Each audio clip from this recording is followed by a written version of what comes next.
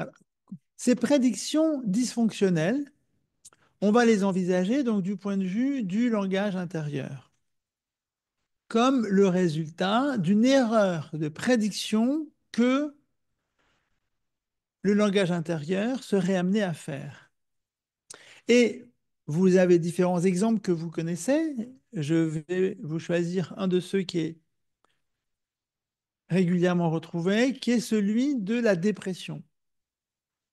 Cette tristesse prolongée, qui peut durer plusieurs semaines, qui est continue sur la journée, qui est douloureuse et qui peut amener à des gestes graves.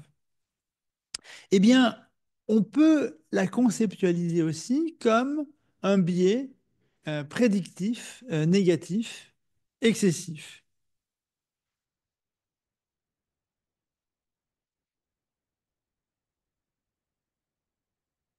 où les attentes négatives ne sont pas suffisamment mises à jour par des expériences positives ou neutres. Biais prédictif négatif excessif, ça veut dire qu'elle se répète des phrases je suis nul, je ne vaux rien, je le savais, c'est toujours comme ça, je peux jamais y arriver, je vais pas y arriver.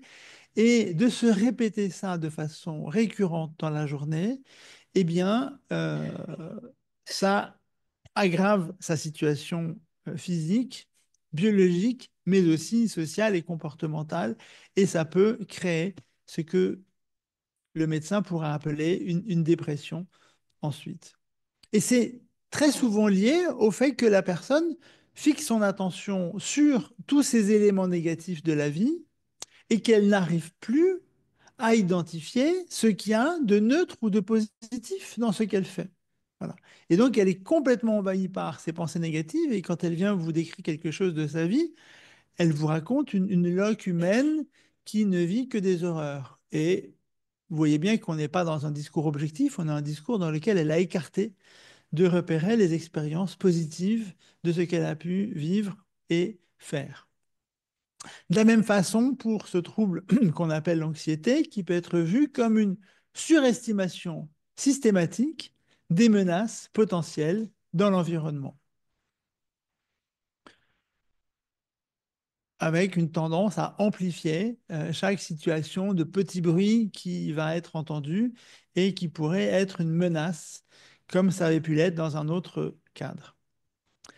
Certains auteurs suggèrent que les symptômes psychotiques pourraient eux aussi résulter d'erreurs dans le traitement de ces hypothèses prédictives. Et on peut même penser que les délires paranoïdes pourraient être le résultat d'une attribution excessive d'intentions malveillantes aux autres, basées sur des prédictions erronées qui ne sont pas correctement mises à jour par l'expérience, et dans lequel le patient se laisse emporter par ses pensées négatives où il a cette voix qui le menace, il a ce personnage qui l'injurie, il a ces sensations physiques dont il est convaincu que le voisin lui envoie des ondes. Et en fait, il se laisse, malgré lui, envahir par cette perception et avec une prédiction erronée que cette situation va forcément s'aggraver et que c'est les autres qui lui veulent du mal.